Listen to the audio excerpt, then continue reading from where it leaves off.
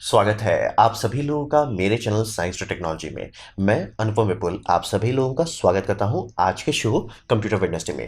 आज हम लोग बात करेंगे वेफर स्केल सीपीयू यानी कि बड़ा सीपीयू के बारे में बात करते हैं। तो आइए समझते हैं। तो प्रॉब्लम क्या है जो बड़े सीपीयू के पीछे भाग रहे हैं। हिसाब ये समझिए हम लोग मैक्सिमम मिनिएचराइजेशन तक पहुंच चुके हैं, यानी कि ट्रांजिस्टर को जितना छोटा बना सकते थे बना लिया। ऐसा नहीं कि और छोटा नहीं बन सकता, लेकिन उसका यील्ड रेट खराब होते जा रहा है, यानी कि और छोटा करने में एरर ज़्यादा होते जा रहा है, प्लस और कई सारी समस्याएं आते जा रही हैं। तो हम लोग ऑलमोस्ट वहाँ पहुँच गए कि इससे बहुत ज़्यादा छोटा नहीं बना सकते। मतलब जो शुरू शुरू में हमारा जंप होता था कि मतलब माइक्रोमीटर से लेकर नैनोमीटर में कूदे, नैनोमीटर समझिए 500 नैनोमीटर से 50 नैनोमीटर तक का जंप जो था इतना तेज़ी से हुआ। अब 50 से 20 तक आ गए, 20 से फिर 7 तक आ गए, 7 से नीचे अब उतना ज़्यादा जगह बचा ही नहीं है कि ज़्यादा छोटा कर सकें। तो हम लोग ऑलमोस्ट पहुँच रहे हैं उस जगह पे कि ज़्यादा आप छेड़खानी नहीं कर सकते। और एक सबसे बड़ा समस्या आता है कि हम लोग जो सिलिकॉन बनाते हैं वो इलेक्ट्रॉन स्पीड से लिमिटेड होता है। यानी कि आप कोई भी सिस्टम बनाते हैं, उसमें आपका प्रोसेसर है, फिर वो दूसरे यूनिट से बात करेगा, वो बिजली की स्पीड से ही चल सकता है। आपको अगर मैं मान लीजिए फोटोन लिंक बनाते हैं, फोटोन में डायरेक्ट फोटोन पे तो काम नहीं हो रहा ना, आपका जो इलेक्ट्रॉनिक्स है वो इलेक्ट्रॉनिकली प्रोसेस करेगा, फिर फोटोन में बदलेगा, फिर फोटोन को दोबारा इलेक्ट्रॉन में बदला जाएगा, फिर प्रोसेसिंग की जाएगी। तो ये इलेक्ट्रॉन स्पीड तो ये तो मैंने बाहर बता दिया नोड टू नोड कनेक्शन में। जैसे सुपर कंप्यूटर कई हज़ारों नोड होते हैं, वो नोड टू नोड है। और नोड के अंदर भी अगर आप घुस जाते हैं तो उसमें आपको देखना होगा कि आपका मतलब जो प्रोसेसर है उसको रैम से बात करने में टाइम लगता है, उसको हार्ड डिस्क से डेटा निकालने में टाइम लगता है। वो सब इलेक्ट्रॉन स्पीड का लिमिट है। तो ये लिमिट के कारण कि आप कितना फजीयत वाला काम कर सकते हो उस लिमिट में पड़ जाता है। और जैसे मतलब शुरू शुरू में सुपर कंप्यूटर बनाए जाते थे खास तौर के, कि मतलब ये इक्विपमेंट सिर्फ सुपर कंप्यूटर में बनाया जा रहा है। फिर हुआ कि वो बहुत महंगा पड़ता था, तो बाद में लोगों ने स्विच कर दिया कि नॉर्मल ऑफ द शेल्फ यानी इंटरप्राइज ग्रेड के इक्विपमेंट को जोड़ के सुपर कंप्यूटर बनाया जाएगा। तो यानी कि आप ये सब खोलेंगे तो इसमें आपको वही एपेक प्रोसेसर मिलेगा, वही इंटेल का एक्सिनोस प्रोसेसर मिलेगा, मतलब ऐसा चीज़ मिलेगा जो आप देख सकते हैं मार्केट में। आम आदमी के लिए नहीं, लेकिन मतलब एंटरप्राइज ग्रेड में। तो ऐसे टाइप का यूनिट हम लोग बनाने लगे और यूनिट को जोड़ने लगे कि मतलब ठीक है, एक यूनिट है, 2 यूनिट, 3 यूनिट, 4 यूनिट, 5 यूनिट, ऐसे करके हज़ारों हज़ार यूनिट जोड़ने लगे। तब जाके ये हमारा करंट जो सुपर कंप्यूटर का आर्किटेक्चर चल रहा है ऐसे ही चल रहा है। कई हज़ारों सीपीयू हैं, कई हज़ारों जीपीयू हैं, और उसको जोड़ के हम सुपर कंप्यूटर बना रहे हैं। लेकिन इसमें एक फिजिक्स का लिमिट आ जाता है, जिसे हम लोग कहते हैं बैंडविड्थ और लेटेंसी। और आपका बैंडविड्थ और लेटेंसी फिजिक्स बेस्ड है। मतलब अगर फोटोन भी है, वो एक सर्वर रैक से निकल के दूसरे सर्वर रैक तक जाने में उसको टाइम लगेगा, चाहे कितना हो जाए, आप उसको छोटा नहीं कर सकते। और प्लस आप ऐसा समझिए ना, फोटोन टू फोटोन जा नहीं रहा, जा रहा है इलेक्ट्रॉन टू इलेक्ट्रॉन की। फोटोन बना के बस आप ट्रांसमिट कर रहे हो, फिर बैठ के उसको दोबारा इलेक्ट्रॉन में कन्वर्ट किया जाएगा, फिर वो इलेक्ट्रॉन से वो पहले रैम में जाएगा, फिर रैम से सीपीयू में कैश में जाएगा, फिर सीपीयू के कैश से वो प्रोसेस होगा। तो उतना लंबा रास्ता होने के कारण एक बहुत बड़ा लिमिट हो जाता है कि आप सोचते हो ना कि कई 10-20 लाख क्यों नहीं जोड़ देते। बात वही है कि जोड़ने में लिमिटेशन आपका नेटवर्क इंफ्रास्ट्रक्चर कहा जाता है। और फिर आपका प्रोसेसर का एक बहुत बड़ा मतलब प्रोसेसिंग पावर सिर्फ उसको कनेक्ट करने में खत्म हो जा रहा है, कि मतलब मैं कब किससे क्या मांगूं, क्योंकि उसका जो क्लॉक स्पीड है वो बहुत ज़्यादा है। 2-2 गीगाहर्ट्ज़ पे ये सब चलते हैं, और मतलब बहुत सारे कोर रहते हैं, इसलिए 2 गीगाहर्ट्ज़ या 3 गीगाहर्ट्ज़ काफ़ी अच्छी स्पीड है। बात ये रहता है कि उसके दरमियान वो बैठा रहता है कुछ कुछ देर के लिए, कि अच्छा मैंने उस प्रोसेसर से मांगा है, ठीक है रुक जाता है, मैं कुछ और काम कर लेता हूं, तब वो डेटा आएगा, हाँ अब उसको करेंगे। तो ये एक लिमिट फिजिक्स बेस्ड है, इसको छेड़खानी नहीं की जा सकती। और हम लोग को कंप्यूटेशन का जो रिक्वायरमेंट है वो बढ़ते जा रहा है, खासकर के कारण है एआई के लिए। तो एआई का 2 कंप्यूटेशन होता है। एक कंप्यूटेशन होता है उसका इन्फेरेंस कंप्यूटेशन, जो कि आपके मोबाइल फोन में रहता है, और एक होता है ट्रेनिंग कंप्यूटेशन। ट्रेनिंग कंप्यूटेशन का रिक्वायरमेंट भागे जा रहा है। इन्फ्रेंस आपका मोबाइल फोन करता है, जैसे कि आप कुछ वॉइस बोलते हैं वो समझता कैसे है, आप कैमरा को किसी से करते हो वो एनालाइज कैसे करता है कि इसमें डॉग है कि पर्सन है क्या है, वो कैसे एनालाइज करता है, वो इन्फ्रेंस है। उसको सिखाया गया है, वो सिखाया गया को प्रोसेस करके देख समझने की कोशिश कर रहा है, वो इन्फ्रेंस होता है। उससे ज़्यादा प्रोसेसिंग नहीं चाहिए होती है। लेकिन सिखाने के लिए, न्यूरल नेटवर्क को टीच करने के लिए जो चाहिए वो बहुत बड़ा बड़ा सुपर कंप्यूटर चाहिए उसके लिए। तो हम उस जगह पे आ गए जहाँ इसका डिमांड कि कितने बड़े बड़े सुपर कंप्यूटर चाहिए, कितना टेराफ्लॉप चाहिए, कितना सेकंड में वो सब डेटा प्रोसेसिंग हो सके, उसका लिमिट भागे जा रहा है। तो इसी कारण से ये एक समस्या बन गई है कि अब इस तरह से जो नॉर्मल कंप्यूटर बनाते थे ये काम नहीं कर पा रहा है, दिक्कत हो रही है लोगों को। तो बात करते हैं सोल्यूशन क्या है। तो सोल्यूशन सिंपल, किसी को आइडिया है क्यों ना सीपीयू को बड़ा बना दें, जितना बड़ा बना सकते हैं बना दें। तो ये है अभी दुनिया का सबसे बड़ा सीपीयू। और ये मतलब आप देखते होंगे सिलिकॉन को डिस्क ग्रो किया जाता है, क्रिस्टल को ग्रो किया जाता है, और उसको स्लाइस करके उसके अंदर काफ़ी सारे एचिंग करके मतलब यूवी एचिंग करके आप बनाते हो मतलब सिलिकॉन, और उसको काट काट के छोटे छोटे प्रोसेसर बनाते हो। तो किसी को आइडिया है कि जब हम इतना बड़ा वेफर ले रहे हैं और इस पर पूरा वेफर पे जब डिज़ाइन कर ही रहे हैं, तो पूरा का पूरा वो एक यूनिट में क्यों ना बदल रहे हैं, मतलब उसको काट काट के भेजे नहीं, एक पूरा डिस्क ही एक यूनिट में बदल दे। तो यही ये पूरा एक डिस्क के साइज का है। तो ये करके समझ लीजिए इसमें 2.6 ट्रिलियन मतलब ट्रांजिस्टर्स हैं। और अगर आप देखेंगे इसमें कितने कोर हैं, मतलब ये सीपीयू है तो इसमें कोर कितने हैं, 1 मिलियन कोर के आसपास है। समझ लीजिए, मतलब आपका कोर सबसे ज़्यादा होता है ग्राफिक्स कार्ड में, इसीलिए ग्राफिक्स कार्ड आजकल मशीन लर्निंग में खूब इस्तेमाल किया जाता है कि उसमें बहुत सारे कोर्स होते हैं।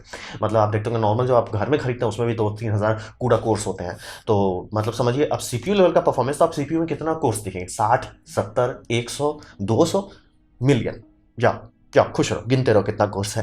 तो हिसाब वही समझिए। और इससे सबसे बड़ा फायदा होता है ना कि इसको इसको एक नोड में आप डालेंगे, ठीक है, आप इसको एक यूनिट बनाएं। इस यूनिट से बाहर निकलने का जरूरत कम हो जाता है डेटा को, ये इतना काम खुद के अंदर कर लेता है कि बाहर से जो डेटा आ रहा है वो लो बैंडविड्थ से आ रहा है, हाई लेटेंसी से आ रहा है, मतलब धीरे धीरे आ रहा है आपके पास, ठीक है, आ गया।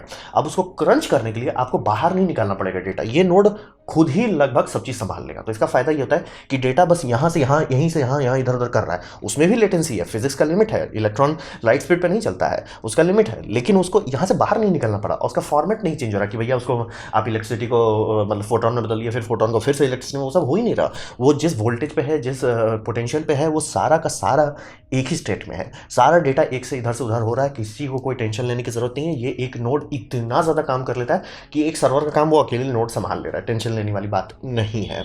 और इससे दूसरा फायदा भी होता है कि वो बहुत सारा ऑक्सिलरी यूनिट लगता है। जैसे कि आप कोई भी सर्वर देखते हो तो सर्वर में रैक देखते हैं, हर रैक में कंप्यूटर होता है। तो ऐसा नहीं है ना कि सिर्फ प्रोसेसर, खुला प्रोसेसर लटका हुआ है, प्रोसेसर है, मदरबोर्ड है, मदरबोर्ड के बाद आपका समझ लीजिए रैम है, पावर सप्लाई यूनिट है, मेमोरी है, बहुत सारी चीज़ लगता है।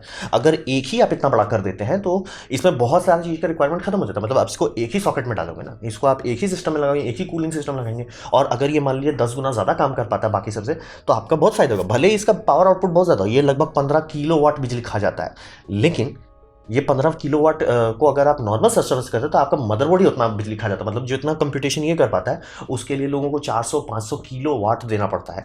तो समझ लीजिए ये बिजली भी बहुत कम खाता है। मतलब जितना कंप्यूट कर रहा है उसके हिसाब से देखें, बहुत लोग गलती कर रहे हैं, अरे 15 किलो वाट है, या टेस्ला जो बात कर रहा है वो भी 15 किलो वाट के आसपास का सिस्टम पर बात हो रहा है।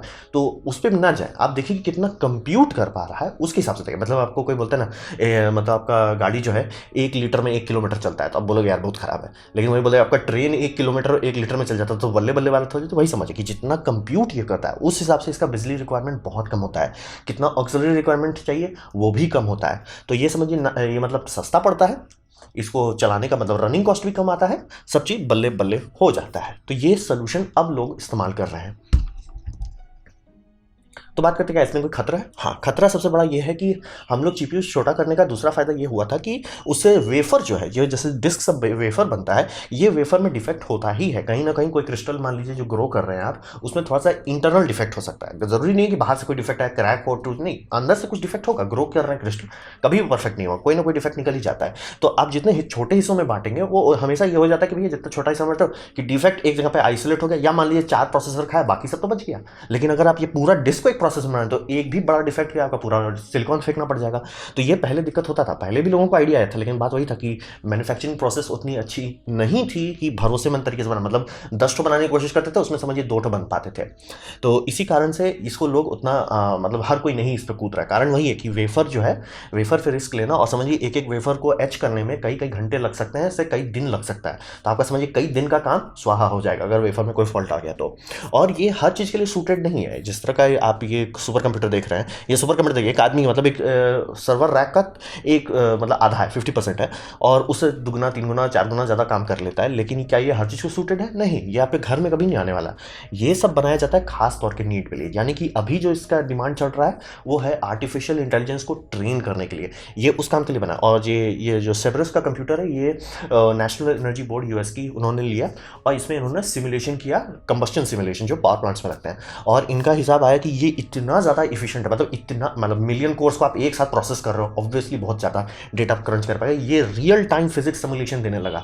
यानी कि इसका हिसाब ये कि अगर इस तरह के कई सारे नोट्स जोड़ दिए जाए, वेदर पैटर्न जो है रियल टाइम होने लगेगा। मतलब कि टॉर्नेडो चल रहा है, उसका डेटा सैटेलाइट से निकाल के इसमें डाला जाए, ये बता देगा टॉर्नेडो 2 इंच इधर जाने वाला कि 8 इंच उधर जाने वाला, एकदम नाप के कर सकते हैं। ये बहुत ज़्यादा कंप्यूटेशन पावर एक छोटे जगह में दे रहा है, और इसको डेटा इधर से निकाल के दूसरे में देने का जरूरत नहीं पड़ रहा है। तो लेटेंसी घट जा रही है, लेटेंसी कैसे रहा है, प्रोसेसिंग इफिशिएंसी बढ़ रही है, इफिशिएंसी बढ़ने से ज़्यादा कंप्यूटेशन रियल टाइम में कर पा रहा है। तो वही समझिए। और लेकिन हाँ, इसका साइड इफेक्ट है, हर चीज़ कस्टम होता है, आप किसी कंपनी से नहीं खरीद सकते। जैसे सेब्रस है, इसमें सब चीज़, ये जो आप यूनिट देख रहे हैं, इसमें इतना बड़ा यूनिट जो है ये सिर्फ बिजली देने के लिए पता है कई किलोवाट खाता है। और ये जो है रेडिएटर है ठंडा करने के लिए, और इस रेडिएटर का पावर इतना ज़्यादा है कि वो समझिए ऑलमोस्ट गाड़ी इंजन ठंडा रख दे। तो सब चीज़ शुरू से डिज़ाइन करना पड़ता है आपको। मतलब स्टार्ट से लेके कि उसमें कौन सा कर्नल लगेगा, उसमें कौन सा मतलब इंस्ट्रक्शन सेट आर्किटेक्चर जाएगा, हर एक चीज़ को आपको शुरू से लेकर अंत तक डिज़ाइन करना पड़ेगा। ये कोई ऐसा चीज़ नहीं है कि कोई भी अरे हम भी बना लेते हैं, वैसा नहीं है। ऐसा नहीं कि आपके पास फाउंड्री है तो आप बना लेंगे, मतलब टीएमसी है या सैमसंग है वो सब बना ले, ज़रूरी नहीं है। भले मैन्युफैक्चरिंग कैपेबिलिटी हो, भले सीपरेट जाके वाले सैमसंग से बात कर, क्या सैमसंग तुम हमको ये बना के दे सकते हो, सैमसंग भले बना के देते, लेकिन सैमसंग खुद से नहीं डिज़ाइन कर पाएगा, क्योंकि इसमें बहुत हाई लेवल की इंजीनियरिंग लगती है। ओएस इनको खुद से लिखना पड़ेगा, कर्नल बनाना पड़ेगा, पूरा प्लेटफॉर्म का जो कूलिंग है, इलेक्ट्रिकल रिक्वायरमेंट, हर एक चीज़ शुरू से लेकर करना पड़ता है। तो ये कोई छोटा रिस्क वाला चीज़ नहीं है। बात सही है कि इसका रियल वर्ल्ड परफॉर्मेंस जो आ रहा है वो बहुत अच्छा है, बेहतरीन है। मतलब सेवरस 1 आया था वही दुनिया का सबसे बड़ा था, इन्होंने फिर 2 बना दिया, जिसका मैंने आपको फोटो दिखाया था। तो हिसाब ये कि गाड़ी खुल चुकी है, लेकिन ये अभी भी बहुत बड़ा रिस्क ले रहा है। कोई भी कंपनी इसमें हाथ मारती है, रिस्क ले रही है। और सोचिए, क्योंकि फॉल्ट हो गया, इलेक्ट्रिकल सर्ज आ गया, कुछ भी हो गया, तो आपका पूरा का पूरा ये सुपर कंप्यूटर ही उड़ जाएगा। जबकि नॉर्मल में नोड ही उड़ते हैं, एक नोड खराब हुआ, चलो खोलो बदलो चलते बनो। तो वो सब तो इसमें हो नहीं सकता, क्योंकि समझिए कोई भी फॉल्ट होने पर समझिए आपका मिलियन प्रोसेसिंग कोर एक साथ गायब हो जाएगा। तो ये एक बहुत बड़ा रिस्क है, ये हर चीज़ को सूट नहीं करता है।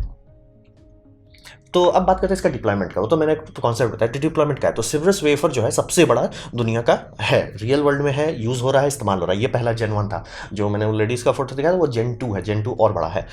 तो Gen 1 जो था इन्होंने बनाया और सक्सेसफुली टेस्टिंग हो गया। ये मतलब रियल चीज़ है, मतलब अगर आपके पास बहुत मिलियन डॉलर से आप खरीद सकते हैं।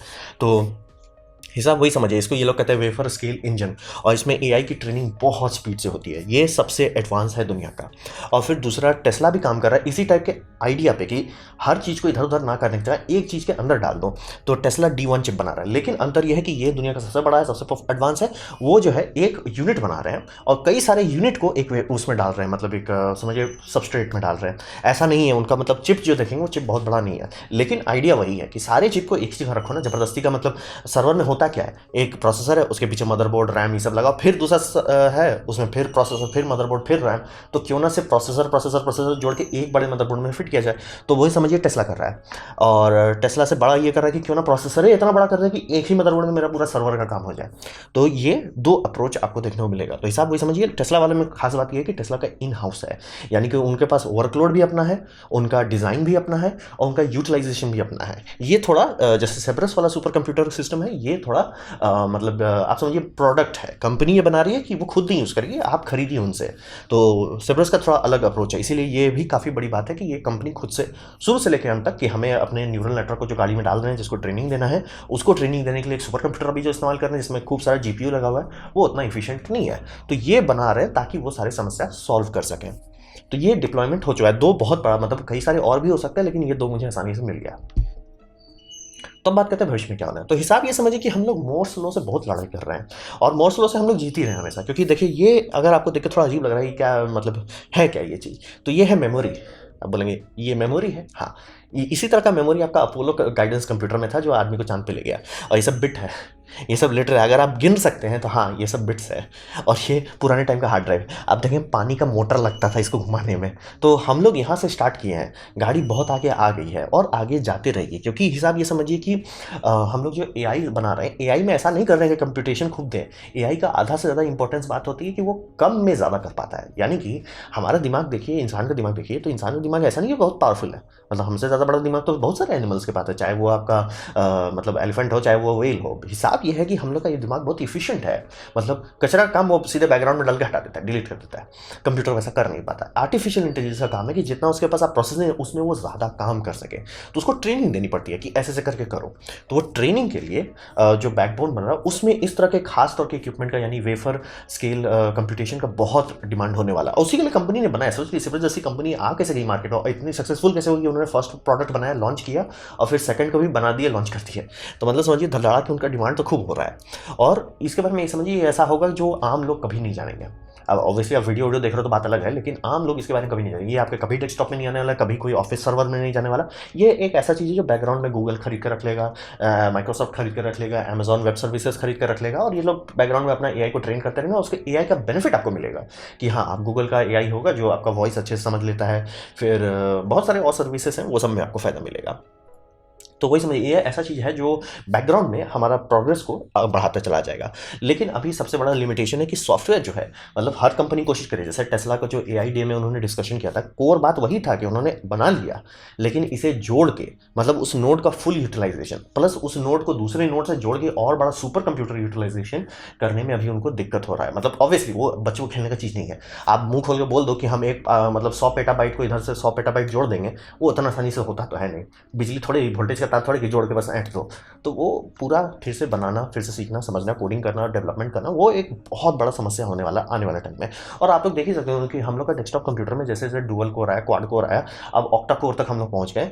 अभी भी बहुत सारे ऐप मल्टी कोर नहीं यूज़ कर पाते। अब वहाँ आप मिलियन कोर डाल दे रहे हो, कौन चीज़ उसको यूटिलाइज कर पाएगा? तो हिसाब वही समझिए। मैं हैरान नहीं हुआ कि कल को कोई बैठ के एआई को बनाता है ताकि भैया तुम ऑपरेटिंग सिस्टम लिखो इसका तो वो भी हो सकता है। तो हिसाब वही समझिए कि हम लोग को सॉफ्टवेयर अभी लिमिटेशन है। और ये बात आप लोगों को फोटो में दिखाना इसलिए चाहता था कि हम लोग बहुत पीछे से आए हैं और अभी बहुत आगे जाना बाकी है। मोर्स लॉ के बारे में अभी टेंशन मत लीजिए। मोर्स लॉ का बहुत सारे सेकेंडरी चीज़ है जिससे हम लोग सॉल्व कर सकते हैं। मतलब सिलिकॉन को ही लेके आराम से आने वाले 20, 30 या इवन 50 साल तक चल सकते हैं। कोई टेंशन वाली बात नहीं। जो लोग हैं ना कि क्वांटम कंप्यूटर चाहिए या ऑप्टिकल कंप्यूटर चाहिए या हर सही चाहिए, चाहिए, अभी ज़रूरत नहीं है। अभी बहुत ज़्यादा मतलब परफॉर्मेंस, अब बहुत ज़्यादा पोटेंशियल लेफ्ट है सिलिकॉन में, यानी कि टेंशन लेने की ज़रूरत नहीं है।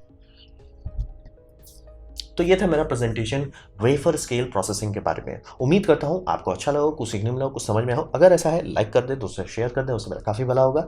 नहीं अच्छा लगा, नहीं पसंद आया, कोई बात नहीं, आप डिसलाइक कर सकते हैं। मैं कहूँगा डिसलाइक 2 बार दबाएं, उसमें मुझे कितना पसंद हुआ है। मैं आपसे कहूँगा कमेंट लिखे, मैं हर कमेंट को पढ़ने की कोशिश करता हूँ।